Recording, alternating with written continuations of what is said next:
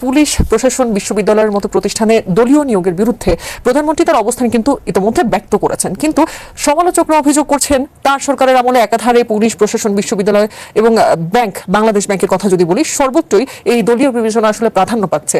তাহলে আপনার কাছে কি মনে হয় এই অভিযোগগুলো কি আসলে যুক্তিসঙ্গত? আপনি এই অভিযোগগুলোর সাথে একমত কিনা? ধন্যবাদ। যারা অভিযোগ করবে তারা তো অনেক কিছু চিন্তা ভাবনা করে অভিযোগটা করে। আমাদের একটা রাজনীতিতে অপসংস্কৃতি আছে, আমাদের ধৈর্য সহ্য কম, সহিষ্ণুতা কম। মাত্র সরকারটা আসলো 3 মাস হইল, এখনই এত অভিযোগ করলে সরকার মনে কষ্ট পায় না? এরা এইটুকু বুঝতে চায় না আর কি। কিছু একটু দলীয়করণ করলে করছে আর কি, না হয় বাংলাদেশ ব্যাংকে গভর্নর একটা না হয় দিয়ে দিল আর কি। এত ওভারওয়েলমিং মেজরিটিতে আসার পরে তারা যদি একটু নিজের লোক দেয়, বিশ্বস্ত লোক দেয়, এটা সমালোচনা করা তো অনেক সময় বেয়াদবি মনে হতে পারে। হ্যাঁ, দেশ উন্নতির জন্য নিজের লোক দিতে হয়, তা দেবে। আর এটা তো এখনকার নতুন নজির না। এর আগে বাংলাদেশ যে সরকার আমরা দেখেছি আগে, অ্যাকসেপ্ট প্রেসিডেন্ট জিয়ার আমল, প্রেসিডেন্ট জিয়ার কিছু বিষয় আলাদা সমালোচনার ব্যাপার আছে, পাল্টা বঙ্গবন্ধু হত্যা, এগুলো বাদ দিলে এজ অ্যাডমিনিস্ট্রেটর, প্রেসিডেন্ট হিসেবে, প্রশাসক হিসেবে তার রিজিমটা তো স্টিল টপিং দ্য লিস্ট আমার বিবেচনায়। কারণ আমি তো একমাত্র বঙ্গবন্ধু সরকারে ছাড়া বাকি এই সব সরকারে কাজ করেছি, ছোট থেকে বড় পদে পদে সবটাতে। তো সেই সরকারের পরে এরশাদের সরকারেও দলীয়করণটা ছিল না। বঙ্গবন্ধু সরকারে তো তখন অন্য দলই ছিল না, এক দলই ছিল। কিন্তু দলীয়করণ শুরু হয়েছে প্রথম বেগম খালেদা জিয়ার আমল থেকে, কেমন 92-তে বিশেষত প্রথম এটা দৃষ্টিতে আসলো। 92-এর 8ই ফেব্রুয়ারি যে একটা গণপদোন্নতি দেওয়া হইলো, সেই সময় এটা টের পাওয়া গেল। সেই সময় শুরু হয়ে গেল নামের পাশে কর্মকর্তাদের ABJ লেখা, এতে আওয়ামী লীগ, বিতে বিএনপি, যেতে জামাত লেখা। এবং সেই সময় দলীয়করণ এত বেশি হয়েছে যে বাজার সরকারের শেষ আমলে টোটাল সেক্রেটারির মোর দেন 70% তখন ঠিকাদারিতে ছিল। ঠিকাদার মানে সরকারের শুদ্ধ ভাষা হইল কন্ট্রাকচুয়াল অ্যাপয়েন্টমেন্ট। তার মধ্যে আরো রেকর্ড ছিল বেগম খালেদা জিয়ার অফিসে তার কার্যালয়ের যে সচিব ছিলেন খন্দকার শহীদুল ইসলাম, কেমন, তাকে তো 5 বার কন্ট্রাক্ট দেওয়া হয়েছে। 4বার কন্ট্রাক্টের পরে ইফতার রোজার দিন এই সৌজন্যমূলক টাকা পয়সা উঠিয়ে কলিগদের থেকে ফেয়ারওয়েল দেয়। তারপরেও আরো 20-25 দিন ম্যাডামের যে কটা মেয়াদ ছিল সে সময় দেওয়া হয়েছে। তো সেই রকম একটা সরকারের ঐতিহ্য থেকে এনারা যদি কিছু চুক্তি দিয়ে ভালো করার জন্য, যদিও আমরা বলি চুক্তিতে মুক্তি, এটা নয় যুক্তি। এবং আর দলীয়করণটা যখন ওই সময় খালেদা জিয়া আমলে শুরু হইলো, তারপরে জোট আমলে হইলো, ওনার আমলে মহাজোট আওয়ামী লীগ আসলো, যেহেতু নামের আগে মহা আছে অতএব এরা আরো মহাদলীয়করণ করলো। কেমন ভাগ্যিস যে আমাদের কোনো বিশ্বজোট এখন হয় নাই, তাহলে বিশ্ব দলীয়করণ হতো। তো আমি ব্যক্তিগতভাবে বলবো এই 3 মাস সরকার বাংলাদেশ ব্যাংকে এটা নিয়ে নিন্দুকেরা অনেক বেশি সমালোচনা, আরে যে গভর্নর ছিল সে পাইতেছিল না হয়তো, ভালো করতেছিল না হয়তো, এরকম একটা ভাব হইতে পারে। এবং দিয়ে দিল কাকে দিল? আবার ব্যবসায়ী নাকি একজন, সেটা দিল। একটা দুদক এখন শূন্য।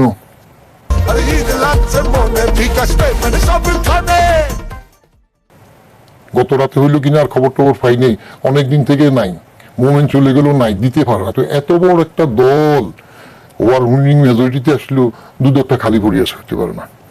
আর আপনি পুলিশে বলতেছেন দলীয়করণ, পুলিশে দলীয়করণ তো মোটামুটি ভাবে এরশাদ যখন এমপিদেরকে ঘুষ দেওয়া শুরু করলো, শুল্কমুক্ত গাড়ি, সেই এরশাদের আমলে এরশাদ প্রথম বললো যে নির্বাচনের জন্য, সেলিম দেওয়ালরে মারার জন্য, ধান্দাবাজি করার জন্য সিভিল সার্ভিসের আমলাগুলো দিয়ে বেশি সুবিধা হবে না, সিভিল সার্ভিসের পুলিশ বেশি দরকার। তো সেই সময় থেকে তো এগুলো শুরু হয়েছে এক আমলে। যেমন বিএনপির এক আমলে আমরা আকবর নামের এক পুলিশ অফিসারের নাম জানি না, বাবের বেটা আকবর, মার জোরে থাপ্পড়। আবার হাসিনার আমলে আমরা নজির স্থাপনকারী বেনজিরকে পাই। বেয়াদব বললে খারাপ শোনা, কিন্তু বেনজির বললে খারাপ শোনা না। তো এইগুলো রাজনৈতিক সরকার আসার পরে যতই বলে আমরা এটা করবো না, মেরিটোক্রেসিতে যাব, সেটা কাজে না দেখা পর্যন্ত আমরা তার মানে কি আপনি বলতে চাইছেন যে প্রশাসন দলীয়করণের বাইরে যাচ্ছে না? যাচ্ছে, এখন পর্যন্ত যায় নাই। আর আমাদের যে একটা মহা সরকার হয়েছিল, দ্বিতীয়বার নোবেল পাওয়ার যোগ্যতার মতো অবস্থায় চলে আসছে, সেই ইউনূস সাহেবের সময়ও একই হয়েছে। ইউনূস, বাজাদ, জামাত, এরা তো এক গড়ানার লোক, এক দল, এক এখনো ইউনূস সাহেবের সাথেও তারেক সাহেবদের আতাত আছে, বাজাদের আতাত আছে, পপিসুস হিসাবে কাজ করে পরস্পর পিঠ চুলকানি সমিতি, একজনের পিঠ একজন চুলকানি দেবে, সুন্দরভাবে দুই পক্ষ খুশিতে থাকবে। জি, ধন্যবাদ। জনাব মাসুদ কামাল, আপনার কাছে আসি। মার্কিন বাণিজ্য চুক্তি নিয়ে পররাষ্ট্রমন্ত্রী বলেছেন প্রধান রাজনৈতিক দলগুলোকে জানিয়ে চুক্তিগুলো করা হয়েছে এবং এটা গোপন চুক্তি নয়। কিন্তু আবার যখন বিভিন্ন সময় জামায়াতের আমির সাহেব বলছেন যে এই চুক্তি সম্পর্কে তারা কিছু জানেন না, আবার ইউনূসের সরকার, ডক্টর মোহাম্মদ ইউনূসের সরকারে যারা ছিলেন বা ইউনূস সরকারের গুরুত্বপূর্ণ দায়িত্বে যারা ছিলেন তারা বলছেন যে না, এই চুক্তিতে সব রাজনৈতিক দলকেই জানানো হয়েছে। এই যে আসলে না জানার ভান করা হচ্ছে বা যেই দলই আসুক সেই দলই বলছে যে না, জানানো হয়নি, এই বিষয়টিকে আপনি কিভাবে দেখেন? এই অভিযোগগুলোর কি আসলে যুক্তিসঙ্গত কিনা? ধরেন আমি আপনার সঙ্গে কথা বলেছি, তো আমি বললাম আমি কথা বলেছি, আপনি বললেন না আমার সঙ্গে ওনার কথা হয়নি, দেখা হয়নি, কিছু হয়নি। তাহলে এই দুটো স্টেটমেন্ট যদি পাশাপাশি রাখি তাহলে এখান থেকে কি প্রমাণিত হবে? যে একজন সত্য বলেছে, যে মিথ্যা বলেছে। এখানে তো দুজনেই সত্য বলার কোনো সুযোগ নাই, অথবা দুজনই মিথ্যা বলেছে। মিথ্যা দুজনও বলতে পারি, অথবা একজন মিথ্যা একজন সত্য, কিন্তু দুজনই সত্য এটা হওয়ার কোনো সুযোগ নাই। তাহলে ইউনূস সরকারের লোকজন বিএনপি এবং জামাতের সঙ্গে যে কথা বলেছেন, হ্যাঁ, হয় তারা বলেন নাই, কিন্তু দুজনই তো সত্য হওয়ার কোনো চান্স নাই। হয় সরকার, ইউনূস সরকারের লোকজন মিথ্যা বলতেছেন, অথবা বিএনপি জামাত মিথ্যা বলতেছে, অথবা দুইজনই মিথ্যা বলতেছে। আমাদের সমস্যাটা কি জানেন? আমাদের সমস্যা হলো এদের যে কোনো একজন মিথ্যা বলে আমাদের জন্য, মানে আমাদের জন্য এটা হতাশাজনক। একদল আমাদের উপরে ছিল, আরেকজন এখন আছে। জামাতে ইসলাম সংসদের বিরোধী দলের সদস্য হিসেবে আছে। আমরা কিন্তু জামাতের দিকেও তাকিয়ে থাকি। জামাত যদি মিথ্যাবাদী হয় এটা আমাদের জন্য তো সুখবর না, কারণ তারা তো বিরোধী দল। আর সরকার যদি নিজে মিথ্যাবাদী হয় তাহলে আমাদের জন্য তো আযাব, গজব একটা, যে যারা আমাদের দেশ চালাবে তারা মিথ্যাবাদী। আর যদি ইউনূস সরকার মিথ্যাবাদী হয়, ইউনূস সরকার মিথ্যাবাদী হলে তো মানে এই লোককে যে উনি তো দ্বিতীয়বার নোবেল দেওয়া প্ল্যান করে ফেলেছেন, তারা তো হ্যাঁ যা করছে, এখন তো আরো সমস্যা। আমরা যাবো কোথায় বলেন? শোনেন, ইউনূস সাহেব এখন ক্ষমতায় নাই, তাও তো ওনাকে আমরা এসএসএফ দিয়ে পাহাড়ে দিয়ে রাখতেছি কেন? গুরুত্বপূর্ণ ব্যক্তি তো, গুরুত্বপূর্ণ ব্যক্তি না। এবং ওই সরকারের যিনি বলেছেন যে আমরা আলাপ করেছি, উনি আবার আমাদের ফরেন মিনিস্টার। আমাদের ফরেন মিনিস্টার কি একজন মিথ্যাবাদী? উনি তো বলছেন আমাদের উভয়ের সঙ্গে আলাপ করছি। এখন এটা হলো একটা জটিল অবস্থা। তবে আমি যেটা মনে করি, এই যে মানে বাদ প্রতিবাদ, বাহাস যাই বলেন না কেন, এটা একজন নাগরিক হিসেবে আমাদের জন্য স্বস্তিদায়ক না। আমরা এটা শুনতে পছন্দ করি না, হ্যাপি হই না, বরং উদ্বিগ্ন হই যে লোকটা বলতেছে আমি কথা বলছি, ওনাদের সঙ্গে কথা বলছি, সেই লোকটা আবার সরকারেরই পার্ট, সরকার আবার চুপ। এবং জাতীয় সংসদে এত বড় একটা মানে বিভিন্ন পত্রপত্রিকা লেখালেখি হচ্ছে, এই চুক্তি কিন্তু এখনো আমাদের সরকার প্রকাশ করে নাই। এখনো কিন্তু সরকারি চুক্তির কিছুই প্রকাশ করে নাই। আমরা যেটা জেনেছি সেটা আন্তর্জাতিক মাধ্যম থেকে এবং যুক্তরাষ্ট্র যতটুকু প্রকাশ করেছে সেটুকু আমরা দেখেছি, এবং ওটা দেখে আমাদের একটা পূর্ণাঙ্গ চুক্তি মনে হয়েছে। আমরা এখনো কিন্তু প্রকাশ করে না আমাদের গভর্নমেন্ট অফিসিয়ালি, এবং ওইটা নিয়ে যখন আলোচনা হচ্ছে ওইটা নিয়ে আবার সরকার কোনো আপত্তিও করে না।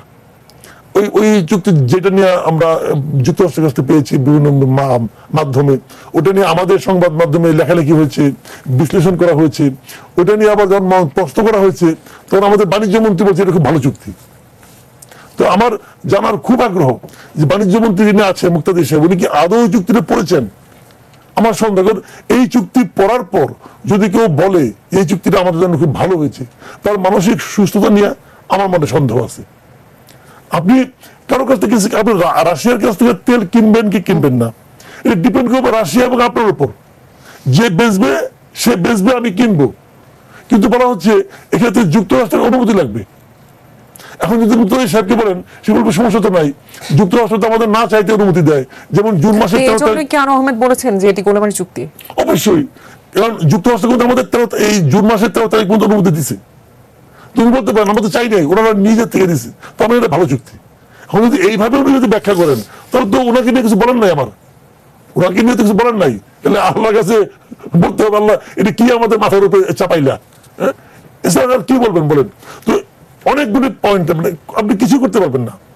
আপনি কোনো দেশ থেকে এমন কিছু বাণিজ্য করতে পারবেন না যে বাণিজ্য করলে যুক্তরাষ্ট্রের ওই পণ্যের বাণিজ্যের উপর কোনো প্রভাব পড়তে পারে।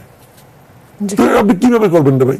এই চুক্তি নিয়ে আমাদের প্রধান বিরোধী দল, আমাদের সরকারি দল, সংসদ, জাতীয় সংসদের 300 সদস্যের মধ্যে মাত্র একজন মাত্র এটা কথা বলেছেন। তাও রুমিন ফারহানা। উনি এটা নিয়ে আনুষ্ঠানিক আলোচনা করার জন্য আর 4 জন সংসদ সদস্যকে সংগ্রহ করতে পারেননি, রিকোয়েস্ট করে পারেন। এ ব্যাপারে আমার প্রশ্ন আছে, আরো জিজ্ঞেস করবো, আপনার কাছ থেকে উত্তরও জানবো। একটু জনাব মতিউর রহমানের কাছে আসি।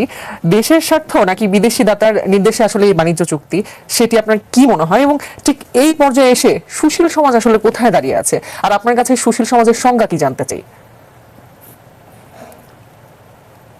আপনার বাণিজ্য চুক্তির বিষয় তো টেলিভিশনের সংখ্যা এত বেশি, আমি প্রায় বলি জাতি উঠার জন্য একটা টেলিভিশন, একটা পত্রিকা, একটা মেডিকেল কলেজ, একটা বিষয়, এগুলো থাকলে জাতি উঠতে পারে, সেজন্য সবাই এটা নিয়ে ব্যস্ত। যে একই প্রশ্ন সব জায়গায় একইভাবে আসে ঘুরে ফিরে। বাণিজ্য চুক্তিটাতে এই যে পাশের সহ-আলোচক যেটা বললেন যে দুইজনই একসাথে সত্য হতে পারে না, কিন্তু আমি ভিন্নভাবে বলবো যে এই আমেরিকার সাথে বাণিজ্য চুক্তি নিয়ে দুই পক্ষই সত্য হতে পারে।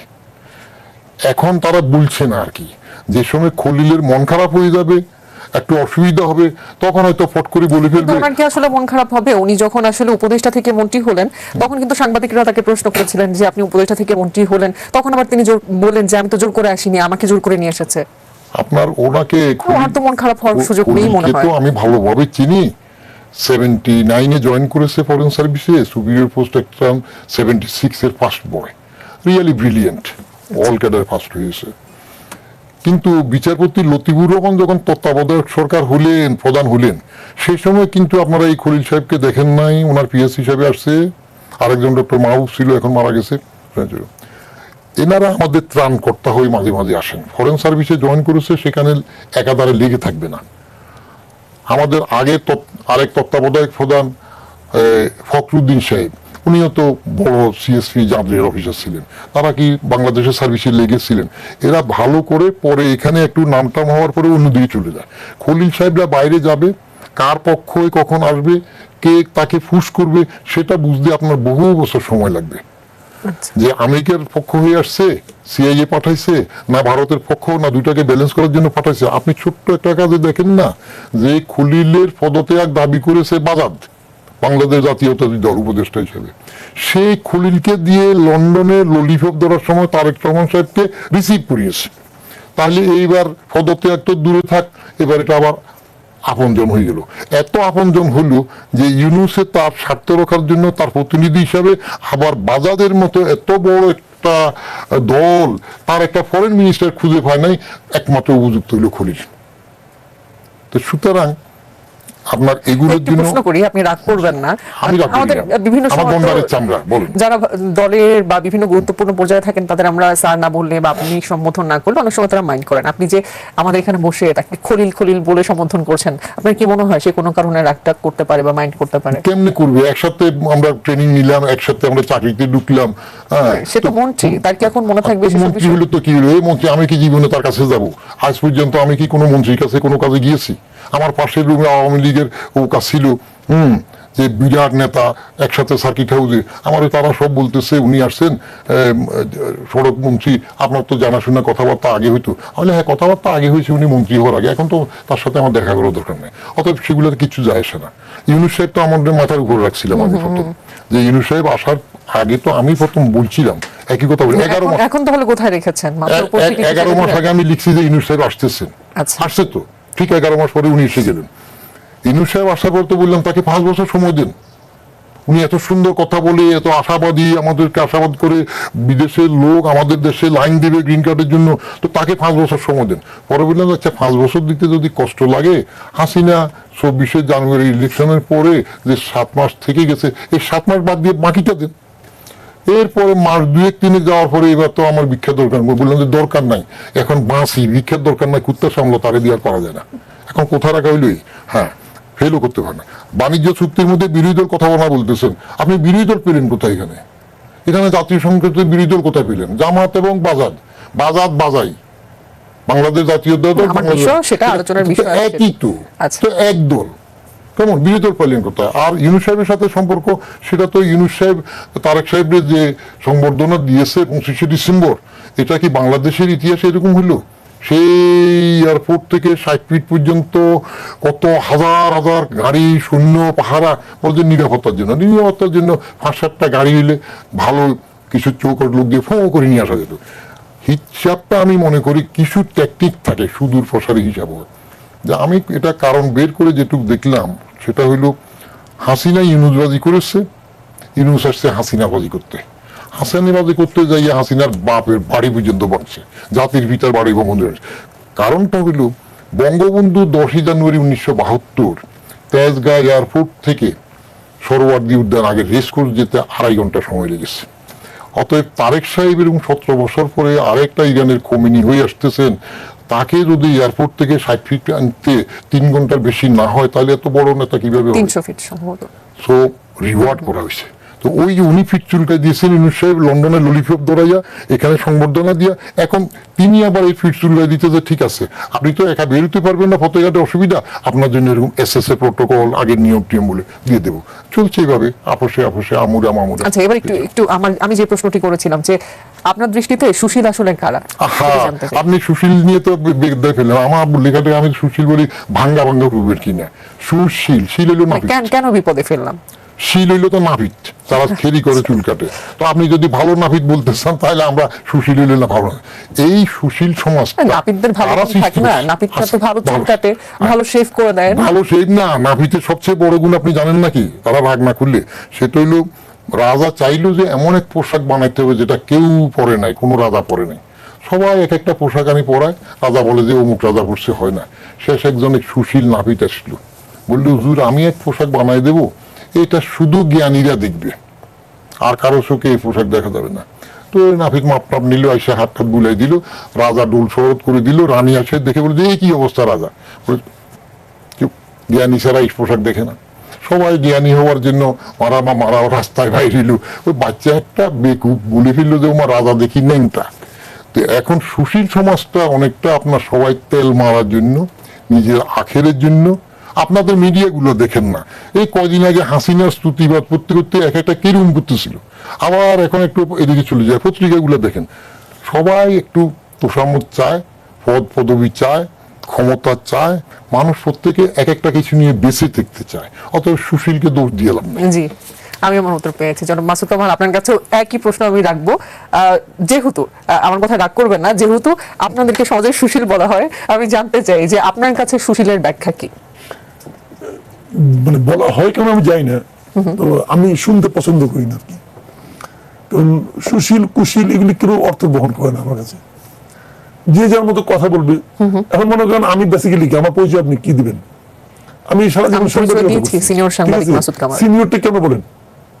কেন সিনিয়র?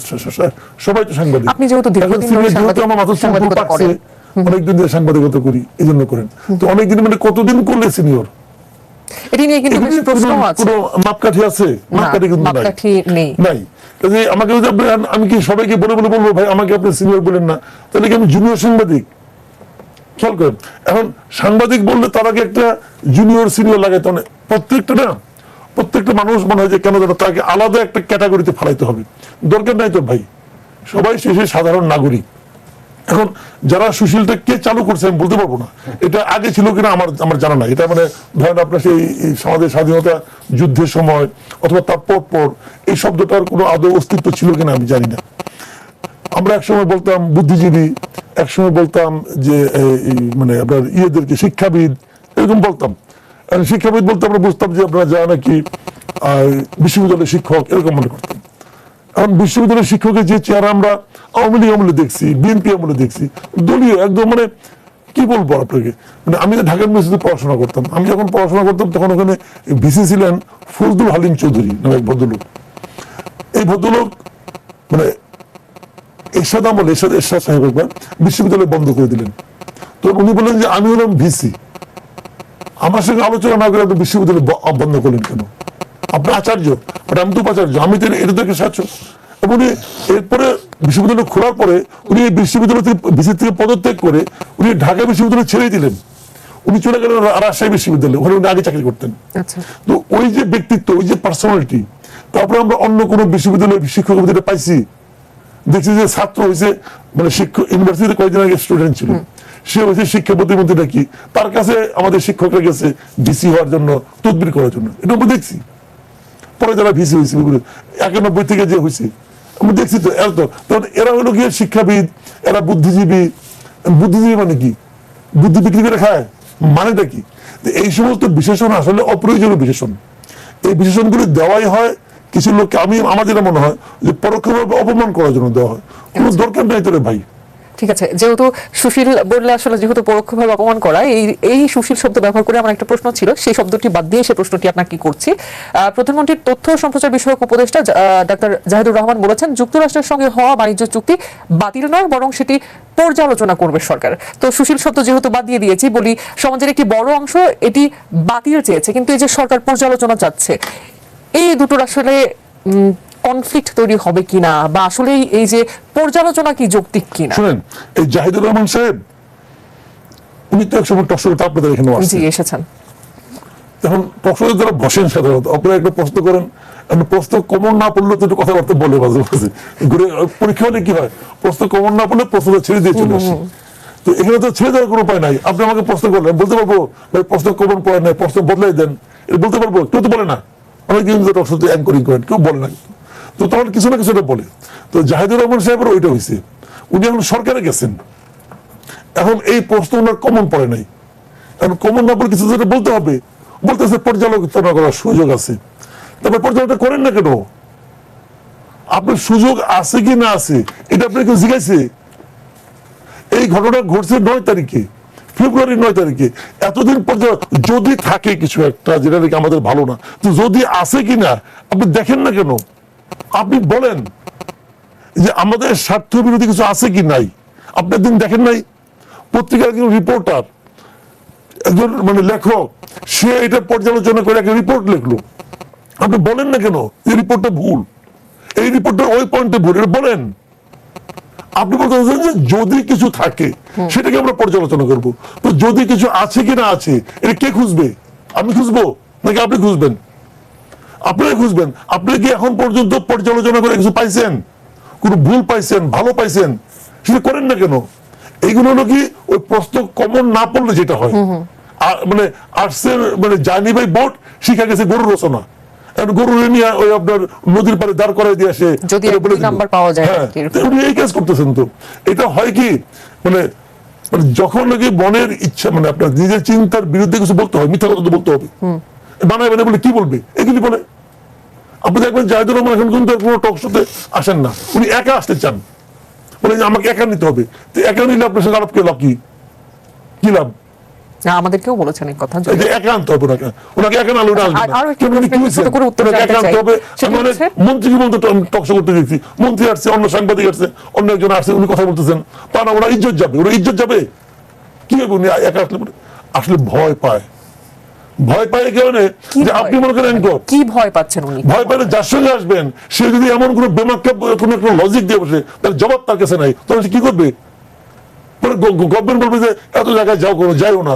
তো চেহারা দেখানোর একটি ইচ্ছা আছে, যাইতেও চায়, আবার প্রশ্ন কমন না পড়লে পরে কঠিন প্রশ্ন হয়ে গেলে ভয় পায়, পরীক্ষা ফেল করার ভয়। এর চেয়ে বরং একা আসে কেন? যেমন আপনি এই প্রতিষ্ঠানে আছেন, আপনার প্রতিষ্ঠানের মালিক যদি একা আসে, প্রতিষ্ঠান থেকে বলে দিবে ওরা কিন্তু এর বাইরে কোনো প্রশ্ন করো না। এগুলো হলো সাজানো গোছানো প্রশ্ন, সাজানো গোছানো এগুলো দেখছি। ওই নাইমুল ইসলাম খান করতো, একা আসবে। নাইমুল ইসলাম খান কত টকশো করতো আমাদের সঙ্গে, একা আসবে। শফিকুল আলম সে প্রথম দিকে কিছু আসছে, সবার সঙ্গে আসছে, পরে যখন যাদের মানে হয়, বিব্রত হয়, কথা বলতে পারে না, জবাব দিতে পারে না, তখন সেও ঘোষণা করলো আমি একা আসবো। পরে উনি শেষ দিকে একা একা আসতেন। এখন উনি একটা ছোট করে প্রশ্ন করি, এই যে বাণিজ্য চুক্তি নিয়ে আমরা এত আলোচনা করছি, এত সমালোচনা করছি, এই বাণিজ্য চুক্তি যদি শেখ হাসিনার আমলে হতো তাহলে কেমন রিয়াক্ট হতো এই পুরো দেশে, বা এই যে যেসব সুশীলের কথা আমরা এতক্ষণ ডিসকাশন করলাম সেসব সুশীলদের মাঝে কি মনে হয় আপনার? ভাই আমি তো জাহিদুর রহমানকে বলি, ভারতের সঙ্গে আওয়ামী লীগের চুক্তি নিয়ে জাহিদুর রহমান যে কথাগুলি বলছে, এখন ভারতের জায়গায় আমেরিকাকে প্রতিস্থাপন করেন। বরঞ্চ আমি তো এইটাও বলি যে ভারতের সঙ্গে মানে আওয়ামী লীগের যে চুক্তি, যে সমস্ত চুক্তিকে আমরা গোলামী চুক্তি বলি, অমুক বলি, আরেকটা ছিল না 25 বছরের গোলামী চুক্তি বলছিলাম, তো ওইগুলির সঙ্গে তুলনা করলে অনেক কিছু করেছি তো আমরা, পাইপলাইনে আমরা পাচার করছি তেল গ্যাস, ওইটা যদি আমরা যদি ওগুলোর সঙ্গে এটা তুলনা করি এই আমেরিকারটা, তাহলে ওইটা তো নবজাতক শিশুর মতো এটার সামনে। ওই দিন দেখলাম, কালকে তো দেখলাম যুক্তরাষ্ট্র নাকি আমাদের নৌ বন্দর, বিমানবন্দর তাদের প্রয়োজনে যে কোনো সময় ব্যবহার করতে পারবে।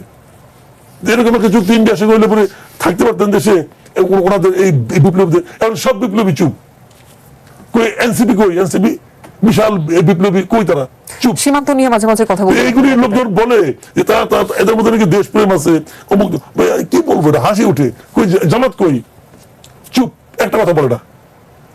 বিএনপি আলাপ তো বাদই। আর জাহিদুর রহমান বলে যদি থাকে পর্যালোচনা করব। পর্যালোচনা করে কি হবে, আবার বাতিল করবেন? বদিউর রহমান, আপনার কাছে আসি। সম্প্রতি আলী রিয়াজ বলেছেন সংস্কার না হলে দেশ আবার পুরনো সেই সংকটে ফিরে যাবে। উনি যে পুরনো সংকটের কথা বললেন, এটা কি আসলে সংকটের কথা বললেন নাকি আমাদের ভয় দেখালেন, কি মনে হচ্ছে? আপনার আলী রিয়াজ সাহেবকে এটা আপনার থেকে জেনে নিয়ে পরে কথা বলি। আগে ওনার সিনিয়র নিয়ে যে একটা কথা আসছে সেটাতে আমার মতটা বলি। সিনিয়রটা প্রথম মন্ত্রীর বেলায় জিয়াউর রহমান সাহেব মশিউর রহমান জাদু মিয়াকে সম্মান করে বেশি খাতির করার জন্য সিনিয়র মন্ত্রী করছিলেন, মনে আছে? হ্যাঁ মনে আছে। আচ্ছা, তো ওই সিনিয়র চালু হইল পর এখন সিনিয়রটা অনেকটা লিগালাইজড ব্রাইবের পর্যায়ে যেতেছে। একজনকে সিনিয়র বললে ওনার একটু সুখ সুখ ভাব লাগে, আর যারা বলে তারাও তার আনুকূল্য পাওয়ার জন্য একটু গদগদ হয়। এবং এটা করতে যায় এই সিনিয়র সাংবাদিক, সিনিয়র মন্ত্রী, এটা সংক্রমণ আমাদের আমলাতন্ত্রে হয়েছে। হাসিনার আমলে কিছু লোককে খুশি করার জন্য, আমাদেরকে ঘুষ দেওয়ার জন্য যেসব কাজ করছে, এর মধ্যে একটা হলে সিনিয়র সচিব পদ সৃষ্টি করছে, বেদরকারি। সচিব তো সচিব, এর মধ্যে কয়েকজনকে সিনিয়র সচিব দিয়ে আরেকটা লিগালাইজড ব্রাইব সৃষ্টি করে দিল আমলাতন্ত্রে। আরেকটা করলো কি, আরেকটা ঘুষ দিল, এর সাথে এরকম শুল্কমুক্ত গাড়ি ঘুষ দিল। তখন প্রশাসনে আমাদেরকে ডেপুটি সেক্রেটারি পর্যন্ত বিনা সুদে গাড়ি দিল, মেনটেন্যান্স খরচ দিল। এগুলো হইল অসৎ উদ্দেশ্য পূরণের জন্য যেটা করে। এখন আপনি বলতেছেন যে বাণিজ্য চুক্তি নিয়ে যে কথা একটা আসলো, যে সংশোধন বা পর্যালোচনা, তাদের এক মন্ত্রী তো বলছে যে কোনো রাষ্ট্রীয়ভাবে চুক্তি হয়ে গেলে এটা হঠাৎ করে বাতিল করা যায় না। আরে বাতিল করার জন্য আপনার শক্তি আছে কিনা সেটা দেখতে হবে। তো আপনি ট্রাম্পের সাথে চুক্তি বাতিল করতে পারলে পরের দিন আপনার সরকার থাকবে কিনা, এটা তো হাসিনা উপলব্ধি করছে। বলছে যে আমেরিকা চাইলে যে বাংলাদেশের যে কোনো সরকার পরিবর্তন করতে পারে, তো তারটাও পরিবর্তন করে দেখাই দিল। হাঁসটা কোথায় ছিল, কেমনি কি করে দিল, 5 তারিখ 6 তারিখে ডেটের জায়গায় 5 তারিখে গণেশ উল্টে দিল। পর্যালোচনা কিংবা সংশোধন কিংবা বাতিল গেরা করলে আটকাই গেলে তখন এটার থেকে মুক্তি পাওয়া কঠিন। অস্তিত্ব সংকটে যারা থাকবে সরকার, সেই সময় এগুলাতে সাহস করবে না। আপনি ট্রাম্পের সাথে বেয়াদবি করতে যাবেন, ফুট করে ওই যে ভেনেজুয়েলার মতো উঠে নিয়ে যাবে, কি করবেন? এখানে এসে সব নেমে যাবে, কি করবেন? রক্ষা করবে কে? রক্ষা করতে হলে আবার ভারত লাগবে, চীন লাগবে, 2 প্রতিশোধ হবে, তারা করবে কিনা? অতএব গালবরা কথা বলে লাভ নাই। পারলে পারেন, না পারলে যেমনি আছে মানবেন, দাসখত দিয়ে আসছেন। আলী রিয়াজের কথা বলতেন, হুইজ আলী রিয়াজ? আমি যদি ভুল না করি সংস্কার কমিশনের প্রধান। কোন সংস্কার কমিশনের প্রধান? এটা কি ইউনুস সাহেবের কি আমদানি করা আমেরিকার কোথা থেকে আলী রিয়াজ আনছে? ওই আলী রিয়াজ? যদি বলি হ্যাঁ, ওইসব আলী রিয়াজের কথা। আলী রিয়াজ কোথায় এখন? সে এখন কোথায় অবস্থান করছে তো বলতে পারছি। যে দেশে থাকে না, যে ইউনুস সাহেব বাংলাদেশি কিনা সন্দেহ। কেমন ওই রোহিঙ্গার ওইখানে গেলে জাতিসংঘের কি একটা অকার্যকর সংস্থা জাতিসংঘ আছে না, ওইটার প্রধানের সাথে জেনারেল সেক্রেটারির সাথে টুপি মাথায় দিলে একবার হলো, তারপরে রোহিঙ্গাতে যাইয়া ঈদ করবে বললো। আলী রিয়াজের মতো লোকটোক বাইরে থেকে এনে এখানে দেশটাকে আরো পিছিয়ে দিস। আলী রিয়াজ যদি এই দেশের হইতো তাহলে এখন যায় কেন? এখানে থাকবে, এখানে রাস্তা চলাফেরা করবে, হাঁটবে, তার সংশোধন নিয়ে কথা বলবে। এইসব সংশোধন কি হয়েছে একটা গল্প বলে শেষ করে দিই, সিরিয়াস কথাবার্তা হয়। ওইটা আমি আরেকবার বলছিলাম যে এইরকম পণ্ডিত আলী রিয়াজ গং, নোবেলের ইউনুস গং, এরা মতো সব পণ্ডিতরা একদিন এক রুমের মধ্যে কয়েক মাস কাজ করতেছে। 1 মাস যায়, 2 মাস যায়, 3 মাস, বছর যায়। ওই একটা বাচ্চা তাদের সামনে মাঠে একটা ঘোড়া ছড়ায়। তো বাচ্চার কৌতূহল, এই মানুষগুলো এত কাগজ প্রত্যেকদিন কাজ করে, একদিন জিজ্ঞেস করলে আপনারা কি করতেছেন? বলে যে আমরা একটা গবেষণা করতেছি। এত বছর ধরে এত গবেষণা কি বলে যে গোড়ার সামনের উপরের মাড়িতে কয়টা দাঁত, ওইটা গবেষণা করে যে আল্লাহ এটার জন্য আপনি এরকম মাস এত কাগজ এরকম, আমার গোড়াটারে হা করায় দেখেন না, তাইলে তো হয়ে যায়। আপনি এই দেশের যে সিস্টেম এখানকার অনুযায়ী আপনি সংস্কার করবেন না, ওই আলী রিয়াজ সেখান থেকে একটু নখ আনবেন যেটার মধ্যে রক্ত প্রবাহ নাই, আরেকজন থেকে একটু চুল নিবেন যেটার মধ্যে রক্ত প্রবাহ নাই, এই জাতীয় যেগুলো কার্যকর নয় সেগুলো আনি গুটে দিয়া ওই একটা স্যালাইন বানানোর অ্যাডভার্টাইজমেন্ট করবেন, এটা হয় না। যেখানে যেটা মানুষের সাথে কথা বলতে হয় তার অনুধাবন করার বুঝার শক্তি অনুযায়ী। আপনি গরু গাড়ির মধ্যে জেটের ইঞ্জিন দিলে হবে নাকি? এখানে রাজনৈতিক দল নাই, গড়ে উঠে নাই, পারিবারিক দল, দুইটা রাজকীয় দল হয়েছে, উলট পালট তারা আসে, নিজের দলে গণতন্ত্র নাই সেখানে গণতন্ত্রের কথা বলে, হ্যাঁ, নিজের উত্তরাধিকার সূত্রে এলে ওই যে হয়ে যাবে, রাহুল গান্ধী হয়ে যাবে নেতা মনে করেন, আমরা দেশেরটা বললে তো আবার দূরে ফেলবে, অসুবিধা, বড়গুলো আসবে না, এটা হবে না। আপনার আলী রিয়াজ যেটা সংস্কার করছে এগুলো এখন শোনা যায়, কয়টা কমিশন হইল, 10টা 11টা 12টা এসে, হ্যাঁ, সময় কাটানোর জন্য ওই যে ঘোড়ার উপরে মাড়িতে কয়টা দাঁত, ইউনূস সাহেব আরো থাকতে চাইছিল, থাকার জন্য এইসব কলা কৌশল। মাঝখানে একবার উঠলো না, তাকে সংস্কারক বলবে কিনা, রাজা রহমান রায়ের পর্যায়ে নিয়ে যাবে কিনা সংস্কারক বলে, তারপর না উনি নিষেধ করছেন। প্রেস সচিব সর্বস্ব সংস্কারক, যা ওই যে শফিকুল্লাহ কে একজন আছে এই মাইকাতে বলতে প্রেস সচিব ছিলেন, হ্যাঁ প্রেস সচিব সর্বস্ব সংস্কারক গুলা এই কথা বললে মনে হয় এই সবকিছু। এখন কোথায় সেগুলা আছেন? তারা বিভিন্ন জায়গায় বিভিন্ন পত্রপত্রিকার দায়িত্বে হয়তো বা আছেন, থাকবেন, এইভাবেই থাকবে। আমি এবার জনাব মাসুদ কামালের কাছে যাই। আপনি নিশ্চয়ই দেখেছেন কক্সবাজারে এতদিন তো জয় বাংলা বলা অপরাধ ছিল, এখন দেখলাম আমরা লেখা অপরাধ। জয় বাংলা লিখবার কারণে একজনকে মারধর করে থানায় দেওয়া হয়েছে, পরবর্তীতে তাকে তার মা যখন ছাড়িয়ে আনতে যান তার মায়ের উপর প্রহার করা হয়, যার কারণে সেই মায়ের মৃত্যুও হয়েছে। তো জানতে চাই যে শুধুমাত্র লিখেছে এমন অভিযোগে একজনকে মারধর করে থানায় দেওয়া আসলে যুক্তিসঙ্গত কিনা, আর যেই মা তার সন্তানকে ছাড়িয়ে আনতে গেলেন মায়ের আসলে কি দোষ ছিল, মাকে কেন মেরে ফেলতে হলো? এগুলো প্রমাণ করে কোন দিকে যাচ্ছে? এগুলো প্রমাণ করে যে দেশে কোনো আইন বিচার কিছু নাই আসলে। জয় বাংলা বললে, জয় বাংলা লিখলে অপরাধ কেন? সেটি তো আমরা এই প্রশ্নের কোনো জবাব আছে? জবাব নাই, এই প্রশ্নের কোনো জবাব নাই। তো অথচ দেশ চলছে, এবং যারা তাকে মেরেছে তার কোনো বিচার হবে? হবে না। এটা ইউনূস আমলে এরকম হতো।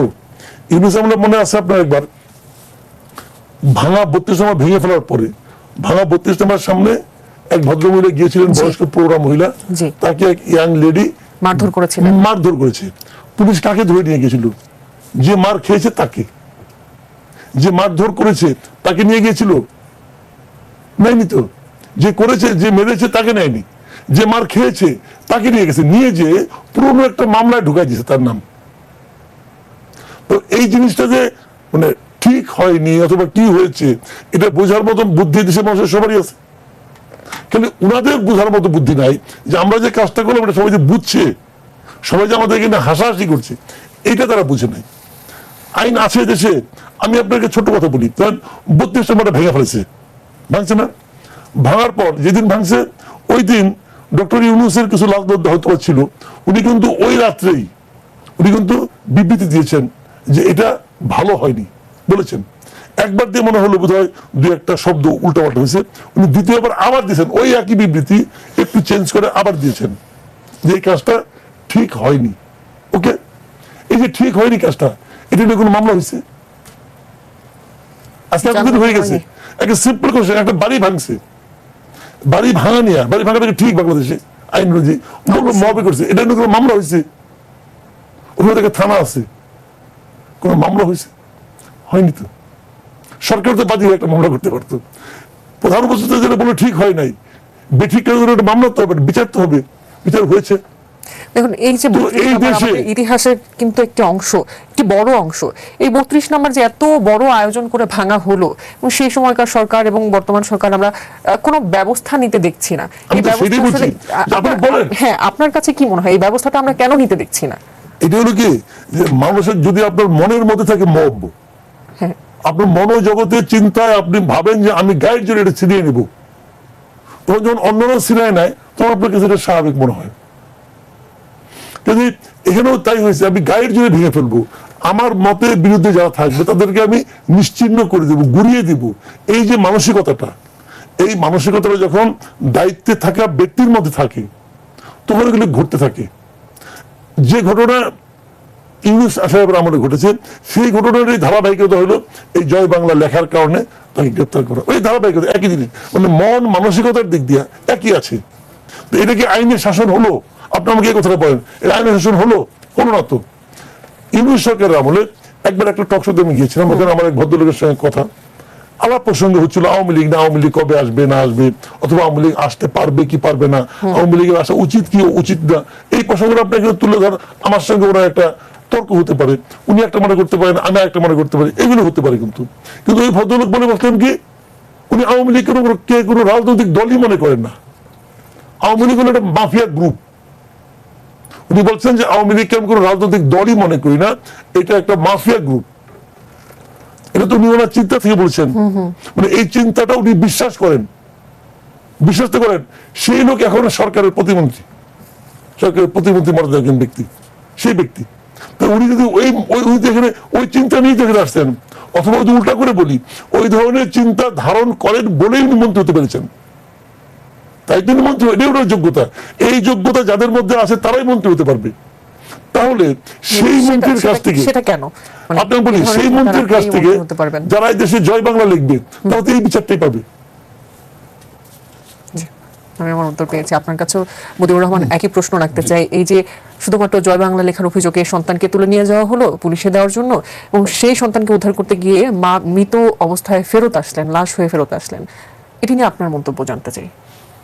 ধন্যবাদ। আপনার একটা বিষয় হলো আমাদের যে সোকল সুশীল বা আসলে সুশীল বা টকশো ক্যাডারের সদস্য মানুষগুলো তার নীতিতে একরকম থাকে না। সমস্যা হয়ে গেছে ওই জায়গায়। যখন টকশো ক্যাডারের সদস্য থাকে তখন যেসব বকাবাজি করে, আমি টকশোর বাংলা করছি আপনার বকবকানি পেশাল কেসাল, তো সেই সময় একরকম কথা বলে, আবার যখন টকশো ক্যাডার থেকে উপদেষ্টা মন্ত্রী এসব পদে চলে যায় তখন তাকে কোনো চেনা যায় না, মনে যেন এটা কি আগের ওই লোকটা। তো এই জাতীয় যাদের রূপ বদলায় ওগুলোর থেকে ভালো কিছু আশা করা যাবে না। আসেন জয় বাংলা বলা, আমি প্রায় বলি, এখনো বলি, আমাকে এই জন্য ফ্যাসিস্টের দোসর বলে। যারা ফ্যাসিস্টের দোসর মাঝে মাঝে বলতে চায় আমার কথা শুনে, তারা আমার বই পড়ে দেখে না যে শেখ হাসিনা এবং বঙ্গবন্ধুর পর্যন্ত আমি কি করা সমালোচনা করলাম। ভালোটা ভালো বলছি ওপেন, সে আমলে করলাম। ফ্যাসিস্ট বানান পারে না, কিন্তু ফ্যাসিস্ট ফ্যাসিস্ট করে। আপনার মুখে ভালো কথা শুনতে চায় না, সবসময় খারাপই শুনতে চায়, সেই জন্য আপনাকে তারিক রহমান চিৎকার করতেছে, তারিক রহমানের তারিক ইংরেজিতে বানান করতে পারে না, আমি তো এগুলো জিজ্ঞেস করি। তো এইগুলো এই পর্যায়ে যাবে। জয় বাংলা বললে যদি গুনাহ হয় সেটা হয়ে যাবে কি জাতীয়, না না, গুনাহ হওয়া তো সেটি আলাদা ব্যাপার, সেটি তো সৃষ্টিকর্তা শাস্তি দিবেন, কিন্তু এখানে তো এখান থেকেই শাস্তি পেয়ে যাচ্ছে। গুনাহ তো এখানের গুনাহ বলতেছে, আল্লাহর গুনাহ নিয়ে তো আমি কথা বলি না, কারণ আমি আল্লাহরে ভয় কম পাই। কিন্তু নামাজ না পড়লে আমার মা নারকেল ছোলা দিয়ে মারতেন, মাকে ভয় পেতাম বেশি। একটা সময় আছে, আপনি কোন সময় কাকে বেশি মানবেন। আমি ছোট থাকতে নামাজ পড়ার জন্য মাকে বেশি ভয় পেতাম, কারণ মা নারকেলের ছোলা দিয়ে মারত, এবং মাকে ফাঁকি দেওয়ার জন্য উজু করতাম কিভাবে, শীতের সময় হাত দুইটারে ফুট করে পানিতে ভিজে ফেলছি, এই ভিজে হাত দিয়ে মুখ লাগাইলাম, পা লাগাইলাম, উজু করছস মা, সেকেলে মহিলা বড় বেশি মহিলা, উজু করছস মা, এই দেখেন না উজু করছি, আবার বলি না, মিথ্যা বললে গুনাহ হবে, কেমন এই দেখেন না, নামাজ পড়ি নাই বসে রইলাম, সবসময় তাসাউদ পড়তেছি, নামাজ পড়ছস, আমি তো বসে নামাজ, মা দেখেন না কি করতেছি, কিন্তু নামাজ পড়তে বলতেছি না। এখন যারা আছে কিছু বদমাইশ অমায়িক খচ্চর, কেমন এরা কথাবার্তা ঘুরায়, বাপ আমার বাপ আমি চিনছি কোনো সময়, মা বলছে, চাচা বলছে, ফুফু বলছে এটা তোর বাপ, আবার বাপে করলো নিয়ে আব্বু আব্বু করছে, বাপ চিনছি। এখন যদি বাপ চিনে ভুলে যায় তা তার জন্ম নিয়ে প্রশ্ন উঠে। কেমন আপনি জয় বাংলা বললে যদি এখন এই যে আপনি এখন টেলিভিশনে আমরা জয় বাংলা মুখ দিয়ে বলতেছি না, আমরা তিনজন তাহলে অ্যারেস্ট করে নিয়ে যান, বাঁধেন, পিটান, এরা আলোচনা জয় বাংলা শব্দ। আরে আপনি বাপ যদি অস্বীকার করে ফেলেন তাহলে তো এবার ডিএনএ টেস্ট করে দেখার দরকার, মায়ের সাক্ষী দরকার, আপনি কোথা থেকে আসছেন। পরিণতি ভালো না এগুলো। আওয়ামী লীগ দোষ করছে, বিচার হবে, যে কোনো দোষী বিবেচনা হবে। আপনি বাজাদের আমলের একটা ঘটনা আপনাকে বলি, আমি আগেও বলছি, 2003 বঙ্গবন্ধু এবং জিয়াউর রহমান দুইজনকে একসাথে স্বাধীনতা পুরস্কার দেওয়া হয়েছে। ওই দুইজনের সম্মান রাখার জন্য ওই বছর আর কাউকে স্বাধীনতা পুরস্কার দেওয়া হয়নি। এবং আমি তখন ক্যাবিনেট ডিভিশনের জয়েন্ট সেক্রেটারি, দুইজনের সাইটেশন লেখার দায়িত্ব ডক্টর সাদাত আমার উপর দিয়েছেন। নির্দেশ দেওয়া হয়েছে দুইজন সম্পর্কে ব্যালেন্সড ওয়েতে লিখতে হবে। তাদের তখন বিএনপি এটা করছে কি জন্য, যে দুইজনকে এক পর্যায়ে নিয়ে আসা। জিয়াউর রহমান যেহেতু সাইজে একটু ছোট ছিলেন, খাটো, বঙ্গবন্ধু ছিল, অথবা জিয়াউর রহমানের টেনে একটু উপরে উঠাইতে হবে, বঙ্গবন্ধুর চেপে একটু নিচে নামাইতে হবে, দুইজনকে একসাথে স্বাধীন হবে। সেই সময় বঙ্গবন্ধু শব্দটা লেখা নিয়ে, এই এটা বললাম যেহেতু এখন জয় বাংলা লেখা নিয়ে এলো, বঙ্গবন্ধু সাইটেশনে তাকে বঙ্গবন্ধু খেতাব দেওয়া হয়েছে এই শব্দটা লেখার জন্য। বিএনপির কোর কমিটি 4 জনকে ওই সাইটেশন দেখাতে হতো। 4 জনের মধ্যে 3 জন মারা গেছে, শুধু একজন জীবিত আছেন, ডক্টর খন্দকার মোশাররফ হোসেন। আর মান্নান ভূঁইয়া মারা গেছে, তরিকুল ইসলাম মারা গেছে, এবং বেনাহুদা ব্যারিস্টার নাজমুল্লাহ মারা গেছে। এই 4 জনের মধ্যে প্রথম যখন আপনার মান্নান ভূঁইয়ার কাছে নিয়ে গেলাম দেখানোর জন্য, মান্নান ভূঁইয়ার রাগে লাল কাঠি দিয়ে বঙ্গবন্ধু কেটে দিল। কিসের বঙ্গবন্ধু, আমরা চিনি নাকি তাকে? কিন্তু যেহেতু মান্নান ভূঁইয়া দলের সাধারণ সম্পাদক কেটে দিছে, বাকি 2 জন 3 জন একসাথে বললো। আমি এসে বললাম ডক্টর সাদাতকে, স্যার ওনারা তো কেটে দিলেন, রাগও করলেন, যে কিসের বঙ্গবন্ধু, তাকে আমরা বঙ্গবন্ধুও বলি না, চিনিও না। তো ম্যাডামের কাছে এটা উঠানো দরকার, কারণ ইতিহাসের অংশ তো। ডক্টর সাদাত যেহেতু তার চুক্তির জন্য বেশি আগ্রহী, এরা চুক্তির জন্য চাইলে বলে যে আপনি উঠে যান। আমি ক্ষুদ্র জয়েন্ট সেক্রেটারি, আমি ম্যাডামের আসছে 12 মার্চ 2003 ফাইনাল করার জন্য ম্যাডামের অফিসে তার রুমে আমরা বৈঠক বসলাম। আমি এটা উঠানোর সাথে সাথে তারা আমাকে আবার আক্রমণ করলো। আমরা যে ম্যাডাম আপনাদের জন্য এটা ভালো হবে, ইতিহাসে এটা থাকে। ম্যাডাম তো এইভাবে চুপ করে থাকে, তখন উনি এইভাবে থেকে চট করে বলে দিলেন যে আপনারা স্বীকার করেন বা না করেন, জনগণ যে খেতাব দিয়েছে, যেটা ইতিহাস সেটা থাকবে। তখন সাইটেশনে বঙ্গবন্ধু কথাটা লেখা গেল। আবার জিয়াউর রহমান সাহেবকে এক মুক্তিযোদ্ধা জিজ্ঞেস করছিল, ওই মুক্তিযোদ্ধা 2টা কোরবান দেয় সবসময়, একটা বঙ্গবন্ধুর নামে, একটা জিয়াউর রহমান সাহেবের নামে।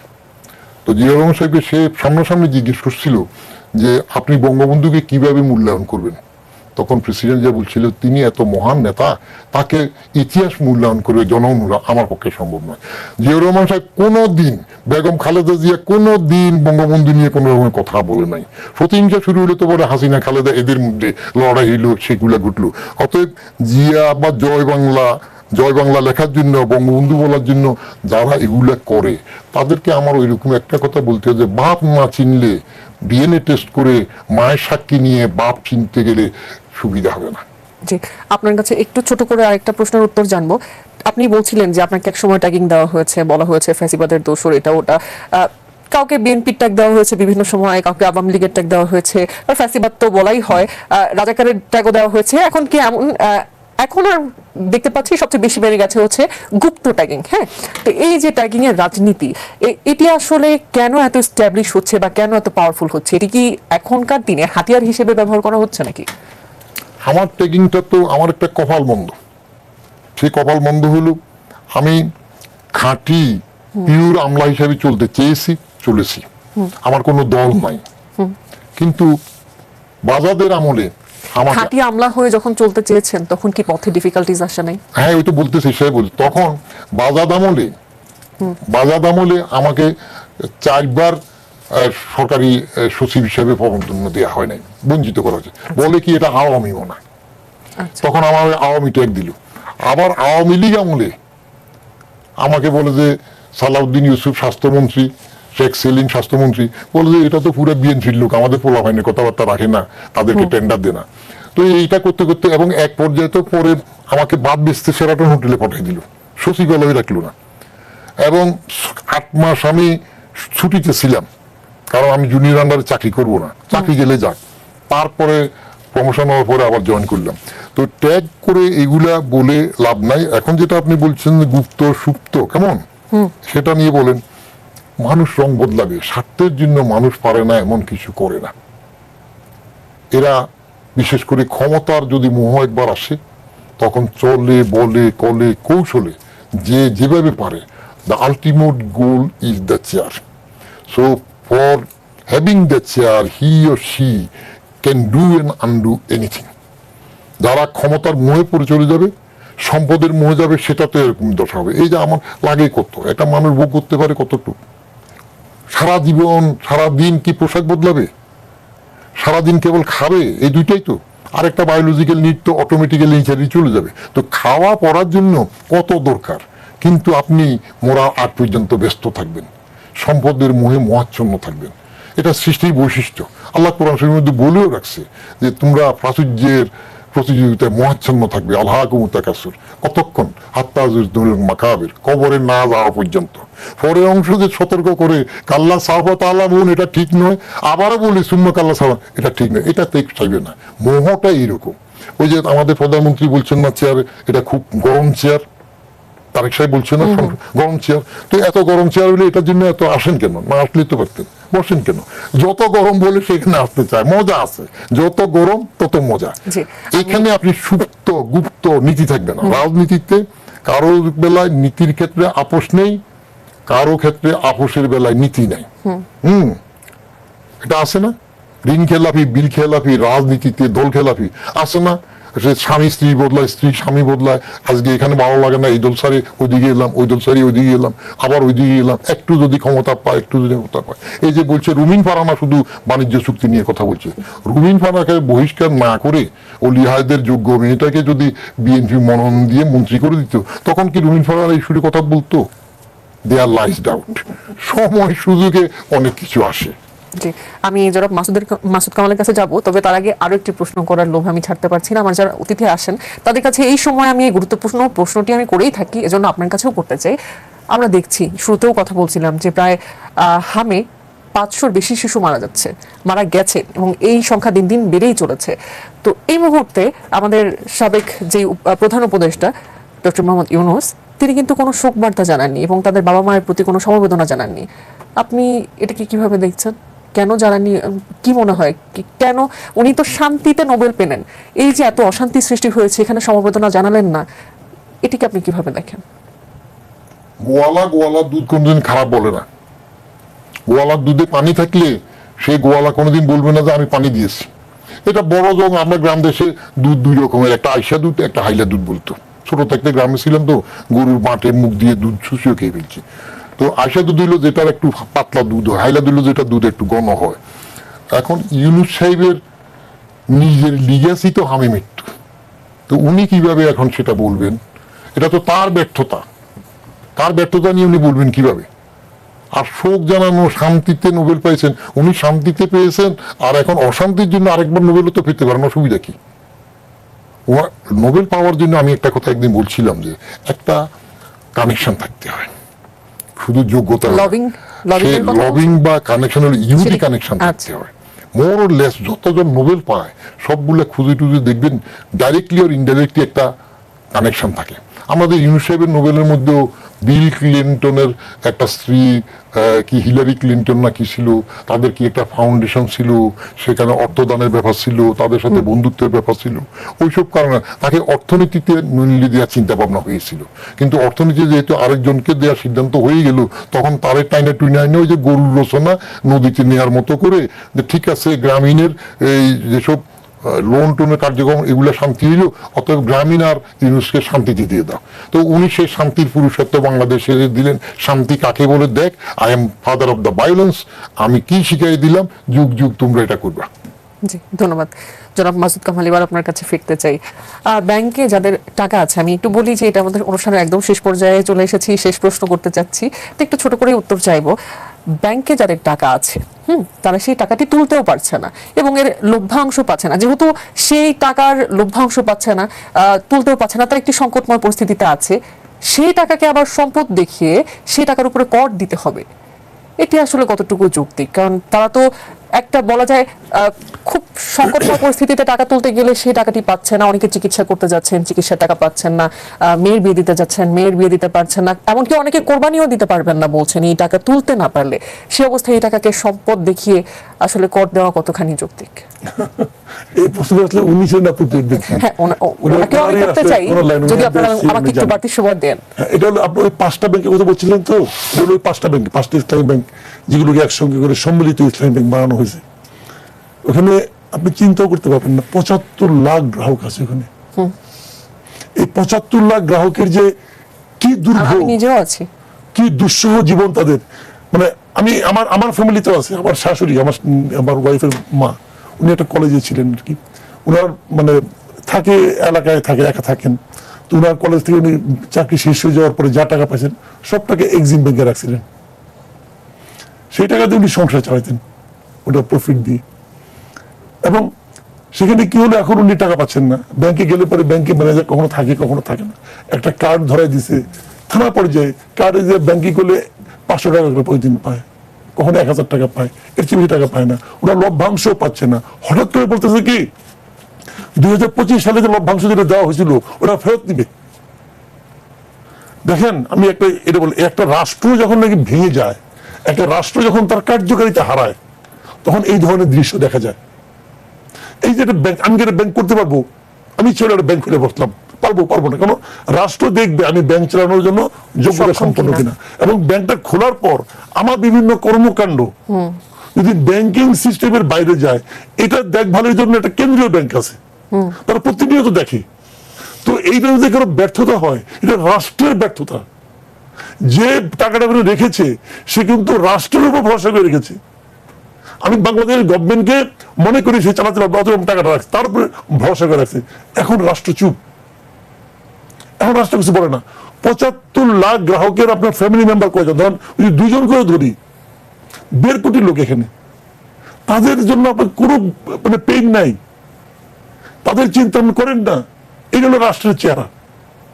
আগের গভর্নমেন্ট করছে এটা, পুরো জিনিসটা এটা ক্রিয়েট করছে আহসান এস মনসুর। তার ব্যক্তিগত ক্ষোভের কারণে, ব্যক্তিগত লোভ লালসার কারণে সেটা করছে।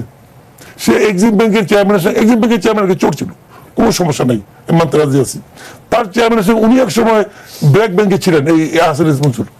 ওই সময় তার সঙ্গে একটা ঝামেলা হয়েছিল।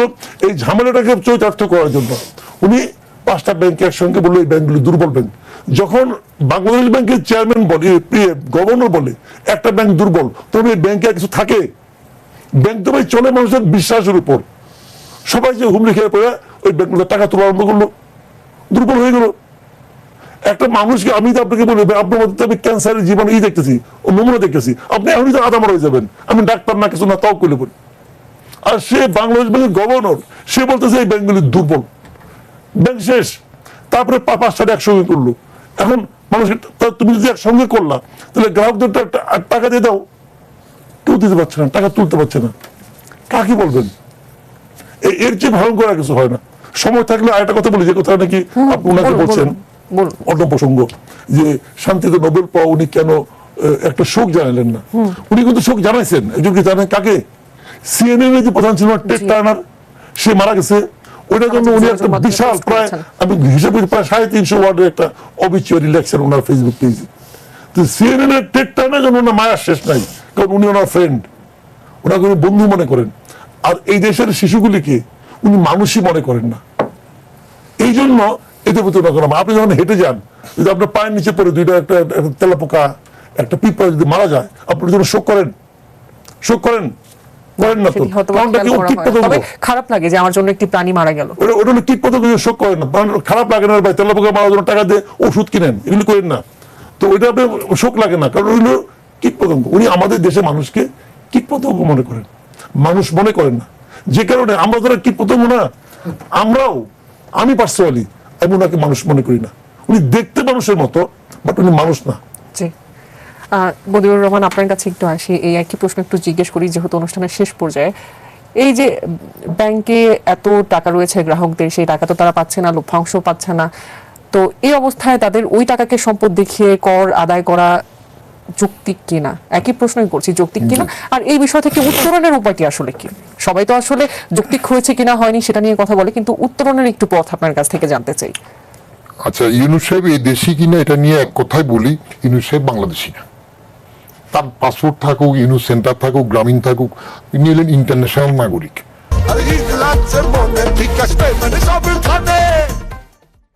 ফাও আসছে, মাতব্বরি করছে, পাখিরা আকাশে উড়ে দেখিয়া হিংসায় পিপিলিকা বিধাতার কাছে পাখা চায়। সরকার প্রধান হওয়ার একটা খায়েশ ছিল, ওনার স্বাদ মিটেছে। হ্যাঁ, এখন আর আমার স্বাদ না মিটিলে আটা না পড়িলে বলতে পারবে না, যা হয়েছে হয়েছে। আর সম্পদ যাদের টাকা নাই, নীতিগত অবস্থানে, আমি বাংলাদেশ ব্যাংকেও চাকরি করেছিলাম। বাংলাদেশ ব্যাংক সম্পর্কে তখন আমার ধারণা ছিল যে হকারালি কাজ করে বেচতে গেলে বাংলাদেশ ব্যাংকের লোক আগে যাবে। সেই বাংলাদেশ ব্যাংকে পরে দেখা গেল একজন গভর্নরের মেয়াদ বাড়ানোর জন্য ব্যাংকের আইনই বদলায় ফজলে কবিরের জন্য। আওয়ামী লীগ সরকার লোক পায় না, কিরকম অবস্থা হয়। এখন বাংলাদেশ ব্যাংকের গভর্নররা যেসব কাজ করে ব্যবসায়ীদের সাথে সহ, তাইলে ওই আমাদের ঢাকা ইউনিভার্সিটিতে বিসিডিসি উপযুক্ত নায়িকা নফজুল আলম চৌধুরী রেফারেন্স দিলেন, তার আগে আবু সাইদ চৌধুরী ছিল, মুজাফফর সাহেব ছিল। এখন ঢাকা বিশ্ববিদ্যালয় তো বিশ্বের 500 বিশ্ববিদ্যালয়ের মধ্যে খুঁজে নাম পাওয়া যায় না। আপনি হারিকেন দিয়ে খুঁজবেন, মোমবাতি দিয়ে খুঁজবেন, ঢাকা বিশ্ববিদ্যালয় নাই, কারণ সেখানে শিক্ষকরা তো সব লাল, নীল, সবুজ, হলুদ বিভিন্ন রঙে আছে। তো ব্যাংকের মধ্যে বাংলাদেশ ব্যাংক যদি চলে যায়, অন্যের কাছে নিয়ম কানুনে কারো কাছে বন্ধক হয়ে যায়, ওটার সাথে প্রতিহিংসা যায়, তাহলে কি হবে? Lender of the last resort হবে না। নৈতিকতার প্রশ্নে যার টাকা দিচ্ছে না তার টাকার উপর সম্পদ কর নেওয়া বৈধ হয় না, পরিষ্কার কথা। কাগজে থাকলে দিতে হবে তা নয়, তার উচিত তার ওরকম ট্যাক্স চাইলে একটা সু করে দেয়া, মামলা করা, যে আমার টাকা তো আটকা আছে, বরং পাল্টা মামলা করা যায় আমার এই টাকার জন্য আগে কন্ট্রাকচুয়াল অব্লিগেশন ছিল, আমাকে এত বছর তাও দেওয়া হয়নি। বাহ, বাদ দেওয়ার নাই, কিল দেওয়ার মুরদ রাখো, শুধু এটা করবা, হ্যাঁ, এটা তো হয় না। Government must be responsible for it. যদি ব্যাংকের ভরসায় এসে থেকে না দিতে পারে, government should pay for it. আর না হলে এত লাইসেন্স দিল কেন? আমার লোক তোমার লোক, politics is an art of compromise বলে মাল মোহিত সহ সে সময় এসব দিলেন কেন? অন্যরা দিলেন কেন? এখন সাহস থাকলে টাকা দিয়ে দেন, টাকা তো ছাপান। আপনি কার্ডের জন্য টাকা কিভাবে আনবেন, রাজস্ব আসবে, আবার এর উপর জুলুম করবেন কেন? ওর সাথে কি তফাৎ? তার নাই বলে তাকে 250 টাকা দিবেন, ফ্যামিলি কার্ড দিবেন, আর এর থাকা অবস্থায় সে তো এর থেকে বেশি অবস্থা খারাপ পড়ে যাবে টাকা না পেলে। Government should look into it seriously. আচ্ছা, হুট করে এত কর বাড়ানোর প্রবণতা বাড়লো কেন? যে কোনো জায়গায় আমরা দেখছি একটু কর বাড়তে কোথায় বাড়তেছে? এই যেমন ওই যে মোটরসাইকেল আরোহীদের জন্য ইনক্লুড করা হয়েছে। আরো যদি বলি, এই যে এখানে তো আমি বললাম যে যাদের আসলে টাকাটি ব্যাংকে আছে তারা উঠাতেই পারছে না, কিন্তু সেটিকে দুটো জিনিস আলাদা। আপনার দেশ চলতে হলে কর লাগবে। দেশ কি এখন সংকটে আছে যে চলতে হলে এত টাকার বেশি কর সংকটে লাগবে? আছে বলতেছে না? হ্যাঁ। সবাই বলে না লিগেসি, যে সব শেষ করে দিছে, এক গভর্নমেন্ট গেলে আরেক কিছু করে নাই। তো আমার আজকে একজন বলতেছিল ঠাট্টা করিয়া, বলে যে এই যে বলে সব কিছু করে নাই, এক কাজ করেন না, এখন বুদ্ধি দিয়ে দেন, পদ্মা সেতুটা ভাঙিয়ে ফেলো, হাসিনা কিচ্ছু করে না, এটা ভাঙো। এই প্রশ্ন আসলে করছি যে যদি যদিও দিতে হয়, মোটরসাইকেলের উপর ট্যাক্সের প্রশ্ন আসছে। সেদিন এক টেলিভিশন আমার সাক্ষাৎকার নিতে চেয়েছিলাম, আমি বাসায় সাক্ষাৎকার দিই না। মোটরসাইকেলের যদি ট্যাক্স বসায় রিজনেবল হইতে, আই ডু সাপোর্ট ইট। আপনি রাস্তা ব্যবহার করেন তো, নাথিং শুড বি ফ্রি, এমনকি সবটার উপরে নেন, রিজনেবল ওইতে আপনি আয় বাড়াবেন। কিন্তু যার টাকা নাই, রেজিস্ট্রেশনের সময় 23,000 টাকা আপনি নেন, কিন্তু যার থেকে না, রেজিস্ট্রেশন গাড়ির জন্য, তারপরে প্রত্যেক বছর আবার রেজিস্ট্রেশন দিচ্ছি না আমরা গাড়ির জন্য, দিতে হয় না? গভর্নমেন্টের চলার জন্য প্রত্যেক সোর্সে আসতে হবে, সেটা যেন জুলুম না হয়। আর যাদের টাকা, এটা আর মোটরসাইকেলের ট্যাক্স এক না, ওর টাকা আছে আপনি দিচ্ছেন না, তার টাকার ইন্টারেস্ট দেন, তার ইনকাম ট্যাক্স রিটার্নের মধ্যে সে কত ইন্টারেস্ট পাইছে সেই সার্টিফিকেট এনক্লোজ করবে, তখন আপনি তার সেটার উপর। না, আমি আসলে এই কথা বলছিলাম যে আসলে কেন ট্যাক্সটা বাড়ানো হলো বা কেন ট্যাক্সের ব্যবস্থা করা হলো। কারণ ট্যাক্স দেওয়া হবে, কিন্তু আসলে আমি ভালো রাস্তা পাই না, আমি দেখতে পাই না যে সিগন্যালের লাইট গুলো ঠিকঠাক ভাবে আছে কিনা। এখন শুনতে পাচ্ছি যে এআই ক্যামেরা বসানো হলে সেই এআই ক্যামেরাও চুরি হয়ে যাচ্ছে, আবার আমার নিরাপত্তা নিয়েও শঙ্কা আছে। আপনার এইসব যুক্তির বলবার আমি বলছি, আমি যখন এনবিআর এর সিটিং চেয়ারম্যান ছিলাম তখন এই প্রশ্নগুলো ছিল, আমি কেন ট্যাক্স দেব? তো সেই সময় এই ট্যাক্স নিয়ে না, ট্যাক্স দেওয়া নিয়ে কোনো না, আমি কিছু পাই না যেটা বলে, আপনি যেটা পাচ্ছেন সেটা বড় ব্যবসায়ীরা আমাকে জিজ্ঞেস করতেন। যে মীর নাসির তখন তো এফবিসিএস প্রেসিডেন্ট ছিলেন, ওই যে রহিমা ভেজিটেবল রূপ সাহেব ছিলেন, মেয়র আনিসেরা ডাইরেক্টর ছিলেন, তারা সবাই একদিন আমার কাছে গেল, বললো যে আমাদের এত ট্যাক্স, এগুলো আমরা দিতে চাই না, সহজ পন্থা করেন, কি করতে হবে? বলে যে আপনি জাকাতের রেটে নেন, চিন্তা করেন। আমি ঠিক আছে, কোটি কোটি টাকা ব্যবসা করবে আর ট্যাক্স দিতে চায় জাকাত, বলে আমি রাজি আছি, চুক্তি করেন, আমি সরকারের পক্ষে সই করবো, আপনারা জাকাত হিসাবে দিবেন। পরে 2 সপ্তাহ আর আসে না। বললাম কি ব্যাপার, এখন বললেন না কেন? কারণ জাকাত আল্লাহর বিধানটা তৈল সহজ কিন্তু শক্ত, প্রত্যেক বছর দিতে হবে, মালে নেশাব থাকা পর্যন্ত দিতে হবে। ট্যাক্স একবার যেটা দিয়ে দিবেন সেই সম্পদের উপর আর লাগে না। একবার 10 লাখের ট্যাক্স দিয়ে দিচ্ছেন, এটার উপর আর ট্যাক্স দিতে হয় না, পরের নতুন ইনকামের উপর দিতে হয়। আপনি যারা বলে আমি ভালো রাস্তা পাই না, বাতি পাই না, এটা হয় আমার নিরাপত্তার অভাব, আপনি তো সে পর্যায়ে আগে দেশটাকে উঠান নাই, আপনি সেটা পাবেন ওই পর্যায়ে উঠান। আর এখন যে পর্যায়ে আসেন, যে রাস্তা দিয়ে একটু গাড়িতে চড়ে আসেন, একটা মোটরসাইকেলে আসেন, রাইডে আসেন, বাইসাইকেল চালান, এই রাস্তাটা কে দিয়েছে? এটা কি আমার বাপ দিছে না আমার দাদা দিছে, এটা সরকার দিয়েছে। সরকার কাছ থেকে টাকা নিয়েছে? সেখানে তো আমার কন্ট্রিবিউশন আছে। আপনার কন্ট্রিবিউশন আমার থেকে আপনার থেকে নিয়েছে। জি। সমস্যা হইলো সরকার আমারটা টাকাটা পুরো কাজে লাগায় কিনা, চুরি করে কিনা। এইখানে আপনি করবেন কি? সে যদি চুরি করে, এখানেই মূলত করদাতাদের ক্ষোভ। আমি এই জায়গাটি আসলে চোর হইলে, উপস্থাপন করতে আপনি চাচ্ছিলাম। চোর হইলে আমরা বলি মাঝে মাঝে মাননীয় মন্ত্রী, আমি তো বলতে চাই না, অমুক বলতেছে মাননীয় মন্ত্রী আপনি চোর। এখন করবেনটা কি? মাননীয় মন্ত্রী আপনি চোর, আপনাকে আমি চোর বলতে চাই না, অমুক বলতেছে। তো আমরা চোর মন্ত্রী দেখতেছি না? হ্যাঁ, ট্যাক্স দেয় না। আমি তো ট্যাক্সের সেখানে বসে যেটা বলি, সবসময় বলি একথা, আমার এই ট্যাক্সের চেয়ারে বসার পরে এনবিআর আমাকে অনেকে চিনেছে, আমার একটা পরিচিতি হয়েছে। কিন্তু ওই চেয়ারে বসে মানুষের প্রতি আমার শ্রদ্ধাবোধ যে পর্যায়ে নেমেছে, যাদেরকে কদমবুসি করবো ভাবতাম, পরে দেখি যে ট্যাক্স দেখি ও চোর। যে মন্ত্রীকে নমস্য বাদ দেন, যে চোর, ট্যাক্স দেয় না। হ্যাঁ, আপনি কোনটা চাইবেন? প্রধানমন্ত্রী বলেন, উপরাষ্ট্রপতি বলেন, মন্ত্রী বলেন, নিচের দিকে ওগারা সবাই ছিল। যখন ট্যাক্স নেওয়া শুরু করলাম তখন আমার বদলিই করে দিল।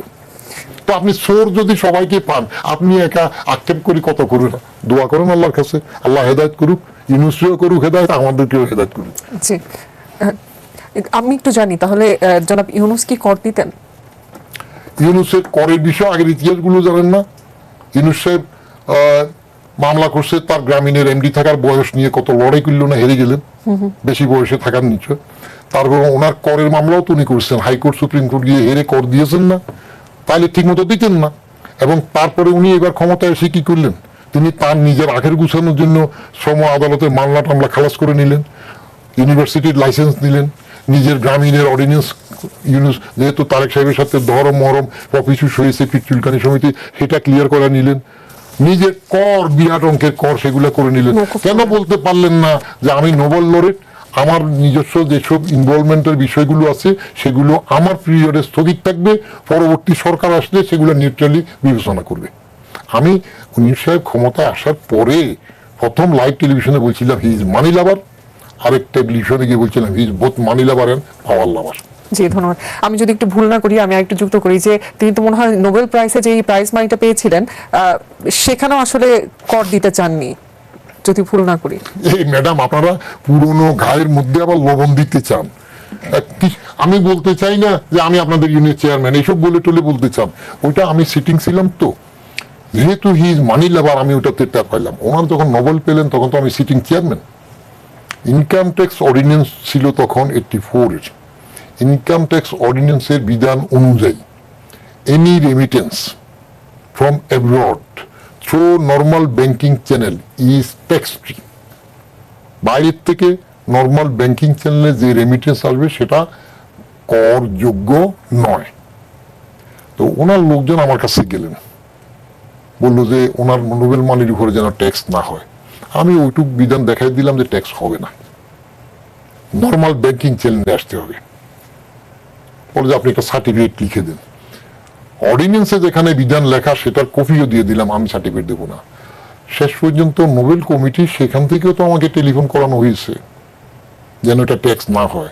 তারপরে ওনার পক্ষে যে লোক আসছে তাকে বললাম যে I do not know whether you will be at all able to reach him personally.